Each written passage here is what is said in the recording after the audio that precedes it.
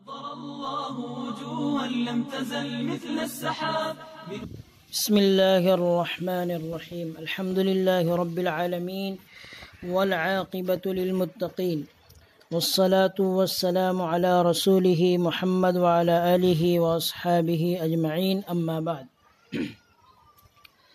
الحمدللہ سبق نمبر 1 میں ہم نے علم الصرف کی اہمیت، صاحب علم الصرف کا مختصر تعارف اور کتاب کی اہمیت اور چند اصطلاحات پڑھی تھی. آج کے سبق میں حضرت بیان فرما رہے ہیں کہ غائب وہ ہے جو بات کرتے وقت موجود نہ ہو، جس سے بات نہ کی جائے، یعنی جو سامنے موجود نہ ہو اور اس سے بات نہ کر سکتے ہو، اس کو غائب کہتے ہیں. حاضر وہ ہے جس سے بات کی جائے، جو سامنے موجود ہو اور اس سے بات کر سکتے ہو، اور اس کو مخاطب بھی کہتے ہیں. آگے فرما رہے ہیں کہ متکلم بات کرنے والے کو کہتے ہیں، جو خود بات کر رہا ہو اس کو متکلم کہتے ہیں. واحد ایک کو، تثنیہ 2، جمع 2 سے زائد کو کہتے ہیں. یعنی واحد وہ کلمہ ہے جس سے ایک چیز سمجھی جائے، جیسے رجل ایک مرد. تثنیہ وہ کلمہ ہے جس سے ایک طرح کی 2 چیزیں سمجھی جائے، جیسے رجلانی 2 مرد. جمع وہ کلمہ ہے جس سے ایک جیسی کئی چیز سمجھی جائے، جیسے رجال بہت سے مرد. تو واحد ایک کو، تثنیہ 2، جمع 2 سے زائد کو کہتے ہیں. آگے بیان فرما رہے ہیں حرف اصلی اس کو کہتے ہیں جو وزن کرنے میں فا یا عین یا لام کی جگہ ہو. پس جو حرف فا کی جگہ ہو اس کو فا کلمہ، اور جو عین کی جگہ ہو اس کو عین کلمہ، اور جو لام کی جگہ ہو اس کو لام کلمہ کہتے ہیں. جیسے نصارہ فعل کے وزن پر ہے، اس میں نون فا کلمہ اور صاد عین کلمہ اور را لام کلمہ ہے. حرف زائد اس کو کہتے ہیں جو فا عین لام میں سے کسی کی جگہ پر نہ ہو، جیسے اجتنب افتعل کے وزن پر ہے، اس میں جیم ساکن فا کی جگہ ہے اور نون مفتوح عین کی جگہ ہے اور با مفتوح لام کی جگہ ہے. پس جیم نون با حرف اصلی ہوئے اور باقی حرف یعنی حمزہ اور تا زائد. حرف اصلی اور حرف زائد کی تعریف بیان فرما رہے ہیں. ان 2 تعریفات کو اگر ہم سمجھ لیتے ہیں تو عربی زبان کا کوئی بھی کلمہ ہو، اگر ہم اسے لغت میں تلاش کرنا چاہتے ہیں تو بآسانی تلاش کر سکتے ہیں. اور اگر ہم نے حرف اصلی اور حرف زائد کو نہیں سمجھا ہے تو لغت سے کوئی بھی کلمہ نکالنے میں ہمیں دشواری پیش آ سکتی ہے. تو حرف اصلی اور حرف زائد کو سمجھتے ہوئے چلتے ہیں کہ کسی بھی کلمے سے حروف اصلیہ و زائدہ کو نکالنے کا طریقہ کیا ہے. صرفیوں نے حروف زائدہ حروف اصلیہ کی پہچان کے لیے فا عین اور لام کو میزان اور وزن مقرر کیا ہے. جس کلمے کا وزن نکالا جائے اس کو موزون کہتے ہیں، اور فا عین اور لام کلمے کو میزان کہتے ہیں. یہاں سے سمجھنا ہے، صرفی حضرات فرما رہے ہیں کہ حروف زائدہ اور حروف اصلیہ کی پہچان کے لیے فا عین اور لام کلمے کو میزان بنایا ہے، اور جس کلمے کا وزن نکالا جائے اس کو موزون کہتے ہیں. مثلا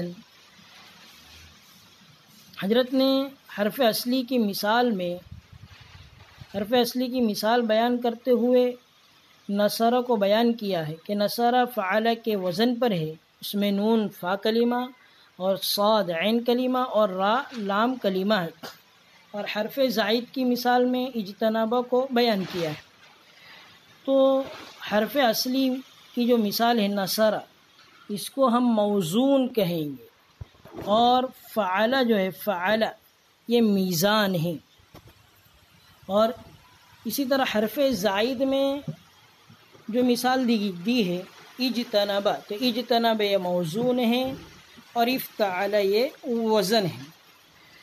تو حروف اصلیہ اور زائدہ کو نکالنے کا آسان طریقہ یہی ہے کہ جو شکل موزون کی ہے وہی شکل میزان کی بنا لو، یعنی جو حرکات اور سکنات موزون پر ہیں وہی میزان پر لگا دو۔ پھر جو حرف فا عین لام کلمے کے مقابلے میں آئے وہ حرف اصلی ہوگا، اور جو فا عین لام کے مقابلے میں نہ ہو وہ حرف زائد ہوگا۔ ہم اس کو مثالوں کے ذریعے سمجھتے ہوئے چلتے ہیں۔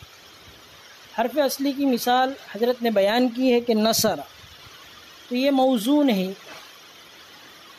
تو ہمیں یہ معلوم کرنا ہے کہ اس میں حروف اصلیہ کون ہے، تو اس کے نیچے ہمیں فعل جو موزون میں حرکات اور سکنات ویسا ہی فا عین لام کے ساتھ ہم لکھیں گے۔ تو نصر فعل، تو نصر میں نون پر فتحہ ہے تو فعل میں فا پر بھی فتحہ ہے، صاد پر فتحہ ہے تو عین پر بھی فتحہ ہے، را پر فتحہ ہے تو لام پر بھی ہمیں فتحہ لکھنا ہوگا۔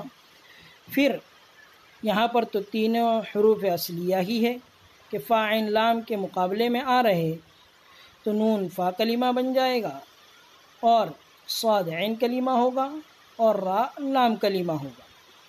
اب نیچے ہم دیکھتے ہیں حرف زائد کی مثال دی ہے اجتنبہ، تو اجتنبہ یہ موزون ہے، تو اب اس میں سے ہمیں حروف اصلیہ اور حروف زائدہ کو نکالنا ہے۔ تو اس کا طریقہ وہی ہے کہ موزون میں جتنے حروف ہیں وہ ہمیں فا عین لام کے ساتھ لکھنا ہوگی، یعنی زائد حروف بھی اور اصلی حروف بھی، جتنے بھی حروف موزون میں ہیں وہ فا عین لام کے ساتھ ہمیں حروف اور سکنات کے ساتھ لکھنا ہے۔ تو اجتنبہ میں ہم دیکھتے ہیں تو حمزہ، جیم، تا، نون اور با 5 حرف ہے، تو وزن میں بھی ہمیں 5 حروف لکھنا ہوگی۔ اور اجتنبہ میں ہم دیکھ رہے ہیں کہ حمزہ کے نیچے کسرہ ہے، جیم کے اوپر سکون ہے، تا، نون اور با تینوں کے اوپر فتحہ ہے، تو فا عین لام کے ساتھ ہمیں فا عین لام کے ساتھ زائد حروف اور سکنات جس طرح موزون میں ہے ویسا ہی ہمیں فا عین لام کے ساتھ لکھنا ہوں گے۔ تو ہم اجتنبہ کے نیچے افتعل اگر لکھتے ہیں تو وزن برابر ہو جائے گا۔ پھر ہم یہ دیکھیں گے کہ افتعل میں فا عین لام کی جگہ، فا عین لام کے مقابل فا عین لام جو ہے اجتنبہ، افتعل کے اندر فا عین لام کی جگہ پر جو حرف آئے گا اجتنبہ میں وہ اصلی حروف ہوگے، اور جو فا عین لام کے مقابلے میں نہیں آئیں گے وہ زائد حروف ہوں گے۔ تو ہم اگر افتعل اور اس کے نیچے اجتنبہ لکھتے ہیں تو ہم دیکھتے ہیں کہ حمزہ جو ہے وہ زائد ہے، اس لیے کہ فا عین لام کے مقابلے میں نہیں ہے۔ اب یہ جیم حرف اصلی ہوگا اس لیے کہ فا کے مقابلے میں ہے، اور تا زائد ہوگا اس لیے کہ تا یہ فا عین لام کے مقابلے میں نہیں ہے۔ عین بھی اور نون حرف اصلی ہوگا اس لیے کہ وہ عین کے مقابلے میں ہے، اور با یہ بھی حروف اصلیہ میں سے شمار کی، با کو بھی حروف اصلیہ میں شمار کریں گے اس لیے کہ وہ لام کے مقابلے میں ہیں۔ تو حروف اصلیہ اور حروف زائدہ کو نکالنے کا طریقہ یہی ہے کہ جیسا موزون ہو، یعنی یضرب، اجتنب، دخل، نصر، سمیع یہ وغیرہ یہ سب موزون ہے. تو جیسا موزون ہو اور موزون میں جو حرکات اور سکنات ہو تو فا عین لام کے ساتھ ویسا ہی ہمیں حروف اور حرکات اور سکنات کی زیادتی کے ساتھ ہمیں لکھنا ہوگا. پھر جو حرف فا عین لام کے مقابلے میں آئے وہ حرف اصلی ہوگا اور جو فا عین لام کے مقابلے میں نہ ہو وہ حرف زائد ہوگا. بعض صرفی حضرات نے حرف اصلی اور زائد کا فرق یوں بیان فرمایا ہے کہ جو حرف کلمے کے تمام تغیرات میں قائم رہے وہ اصلی اور جو ایک ہی مادے کے مختلف صیغوں میں قائم نہ رہے وہ زائد ہوتا ہے. پھر سے ایک مرتبہ سن لے حرف اصلی اور زائد کا فرق. جو حرف کلمے کے تمام تغیرات میں قائم رہے وہ اصلی اور جو ایک ہی مادے کے مختلف صیغوں میں قائم نہ رہے وہ زائد ہوتا ہے. جیسے علیم، یعلم، عالم، معلوم. یہ چار مثالیں آپ حضرات کو بتلائی جا رہی ہے. علیم، یعلم، عالم، معلوم. تو علیم اگر ہمیں حروف اصلیہ نکالنا ہو تو فا عین لام کے ساتھ ایسے ہی ہمیں حرکات اور سکنات کے ساتھ لکھنا ہوگا. علیمہ کے نیچے اگر ہم فاعیلہ لکھتے ہیں تو تینوں حروف اصلیہ ہے، عین بھی اصلی ہے، لام بھی اصلی اور میم بھی اصلی ہے. لیکن آگے ہم دیکھتے ہیں یعلم، تو اب اس میں جو علیمہ یہ حرف اصلی ہے، اب اس میں جو زائد حرف ہے وہ زائد ہوگا اس لیے کہ کلمے کے تمام تغیرات میں وہ قائم، تمام صیغوں میں وہ قائم نہیں ہے. یعنی عین اور لام اور میم یہ اصلی حروف ہو جائیں گے اور یا زائد. عالم میں بھی عین اور لام اور میم یہ اصلی حروف اور الف زائد ہو جائے گا، اور معلوم میں بھی عین، لام اور میم اصلی حروف ہو جائیں گے اور میم اور واو یہ زائد ہو جائیں گے. تو علیمہ، یعلم، عالم، معلوم ان میں عین، لام اور میم حروف اصلیہ ہے اور یا، الف اور واو زائد ہوں گے. اور ایک بات حروف اصلیہ اور زائدہ کے سلسلے میں سنتے چلے کہ ثلاثی مجرد کے ماضی کے پہلے صیغے کے اندر، ثلاثی مجرد کس کو کہتے ہیں وہ آگے ہم پڑھیں گے، کہ جس کے ماضی میں تین حروف اصلیہ ہو. جیسے نصر یہ ثلاثی مجرد ہے، علیمہ یہ ثلاثی مجرد ہے. تو جس کے ماضی میں تین حروف اصلیہ ہو اس کو ثلاثی مجرد کہتے ہیں. بس یہ یاد رکھے. اب ایک فائدے کی بات یہ ہے حروف اصلیہ اور زائدہ کے سلسلے میں کہ ثلاثی مجرد کے ماضی کے پہلے صیغے کے اندر جو حرف فا عین لام کے مقابلے میں ہیں باقی گردانوں کے اندر بھی وہی حرف فا عین لام کے مقابلے میں ہوں گے. لہٰذا ان کے علاوہ جو حرف موزون کے اندر زائد ہوں گے وہی وزن کے اندر بھی زائد ہوں گے. مطلب یہ ہے کہ مثال کے طور پر نصر یہ موزون ہے اور نون بھی اصلی حرف ہے، صاد بھی اصلی حرف ہے اور را بھی اصلی حرف ہے. اب آگے اس کی جو گردان ہم کریں گے مضارع کی، امر کی، آگے جیسا ہم پڑھیں گے ینصرو، ینصرون یا ماضی ہی کے اندر نصرو وغیرہ، تو یہ تین نون اور صاد اور را اس کے علاوہ جو بھی حرف آئیں گے وہ زائد سمجھے جائیں گے. جیسے نصرا الف یہ زائد ہے، نصرو یہ زائد، واو جو ہے وہ زائد ہے. تو یہی تین حروف اصلیہ ہوگے اور باقی جو حروف بڑھیں گے تو وہ زائد اس کو سمجھا جائے گا. تو یہ بات یاد رکھنے کی کہ ثلاثی مجرد کے اندر جو تین حرف اصلی ہوگے باقی صیغوں کے اندر جو زیادتی ہوتی ہے وہ زائد حروف شمار کیے جائیں گے. تو یہ حرف اصلی اور حرف زائد کے سلسلے میں کچھ باتیں تھیں. اب ضاربن سے اگر ہمیں حروف اصلیہ نکالنے ہیں تو اس کے نیچے یہ موزون ہے ضاربن، تو اس کے نیچے فاعل لام کے ساتھ ویسا ہی وزن حروف اور سکنات کی زیادتی کے ساتھ ہمیں لکھنا ہوگا. تو ہم لکھیں گے ضاربن فاعل، پھر فاعل لام کے مقابلے میں جو حرف آئے گا وہ حرف اصلی ہوگا اور فاعل لام کے مقابلے میں جو حرف نہیں آئے گا وہ زائد ہوگا. آگے مصنف علیہ الرحمہ حضرت فرما رہے ہیں افعال اور ان کے صیغے اور گردانیں۔ عربی میں فعل ماضی وغیرہ کے 14 صیغے ہوتے ہیں، جن کی تفصیل یہ ہے۔ عربی میں فعل ماضی وغیرہ کے 14 صیغے ہوتے ہیں۔ اس کو ہم سمجھتے چلتے ہیں کہ عربی میں فعل ماضی وغیرہ کے 14 صیغے کس طرح بنتے ہیں۔ تو ہر فعل کام کو کہتے ہیں اور فاعل کام کرنے والے کو کہتے ہیں، جیسا کہ آپ نے ماقبل میں اصطلاحات میں پڑھا۔ ہر فعل یعنی کام کا تعلق فاعل یعنی کام کرنے والے کے ساتھ ہوتا ہے،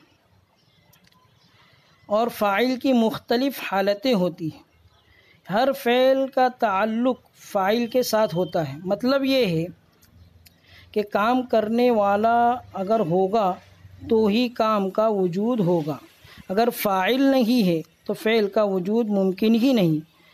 تو فاعل کے بغیر فعل کا وجود ہوتا نہیں ہے۔ اسی کو کہہ رہے کہ ہر فعل یعنی کام کا تعلق فاعل یعنی کام کرنے والوں کے ساتھ ہوتا ہے، اور فاعل کی مختلف حالتیں ہوتی ہیں، یعنی کام کرنے والے کی مختلف حالتیں ہوتی ہیں۔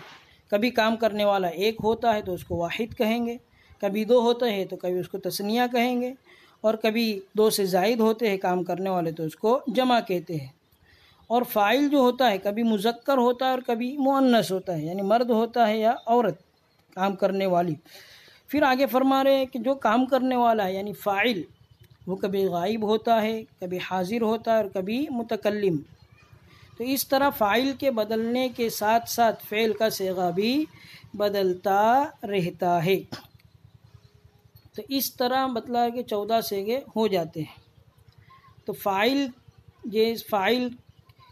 جیسا ہوگا، فاعل کی حالت کو دیکھتے ہوئے صیغے بھی بدلتے جاتے ہیں۔ اس طرح کل 14 صیغے ہو جاتے ہیں 3 مذکر غائب کے لیے۔ اب یہ 3 جو مذکر غائب کے لیے جو ہے تو اس میں ایک واحد مذکر غائب، دوسرا تثنیہ مذکر غائب، تیسرا جمع مذکر غائب۔ پھر آگے بتلا رہے 3 مؤنث غائب کے لیے، اس میں بھی ایک واحد مؤنث غائب کے لیے، دوسرا تثنیہ کے لیے، تیسرا جمع کے لیے۔ پھر آگے فرمایا 3 مذکر حاضر کے لیے۔ تو مذکر حاضر میں بھی وہی بات، ایک واحد مذکر حاضر کے لیے، دوسرا تثنیہ مذکر حاضر کے لیے، اور تیسرا جمع مذکر حاضر کے لیے۔ اور آگے فرما رہے کہ 3 مؤنث حاضر کے لیے، اس میں بھی وہی تفصیل ہے کہ پہلا واحد مؤنث حاضر کے لیے، دوسرا تثنیہ مؤنث حاضر کے لیے، اور تیسرا جمع مؤنث حاضر کے لیے۔ اب آگے بتلا رہے کہ 2 متکلم کے لیے، متکلم کے 3 نہیں آتے ہیں، جس طرح اوپر ہے 3 مذکر غائب، 3 مؤنث غائب، 3 مذکر حاضر، 3 مؤنث حاضر، لیکن متکلم کے صرف 2 ہی صیغے آتے ہیں، لیکن 2 صیغے میں 6 صیغے شامل ہو جاتے ہیں۔ جیسے متکلم کا پہلا صیغہ واحد مذکر اور واحد مؤنث کے لیے آتا ہے، یعنی اگر کوئی یہ کہتا ہے کہ میں ایک مرد نے یہ کام کیا تو ابھی واحد متکلم ہی کا صیغہ آئے گا، میں ایک عورت نے یہ کام کیا تو بھی واحد متکلم ہی کا صیغہ آئے گا۔ تو متکلم کا جو پہلا صیغہ ہے اس میں مذکر اور مؤنث دونوں شمار ہو جاتے ہیں، اور دوسرا جو صیغہ ہے اس میں 4 صیغے شمار کیے جاتے ہیں، ایک تثنیہ مذکر، دوسرا تثنیہ مؤنث، تیسرا جمع مذکر، اور چوتھا جمع مؤنث۔ یعنی ہم 2 مردوں نے یہ کام کیا تو بھی جمع متکلم کا صیغہ آتا ہے، ہم 2 عورتوں نے یہ کام کیا تو بھی جمع متکلم کا صیغہ آتا ہے، ہم سب مردوں نے یہ کام کیا تو بھی جمع متکلم کا صیغہ آتا ہے، اور ہم سب عورتوں نے یہ کام کیا تو بھی جمع متکلم کا صیغہ آتا ہے۔ تو متکلم کے 2 صیغوں میں 6 صیغے شامل ہو جاتے ہیں۔ اس طرح ہر فعل کے 14 صیغے بن جاتے ہیں۔ ان تمام صیغوں کو ملا کر پڑھنے کو گردان یا صرف کبیر کہتے ہیں، جیسا کہ ہم آگے فصل نمبر 1 فعل ماضی کی گردان اگلے سبق میں شروع کریں گے۔ وصلی اللہ علی النبی الکریم۔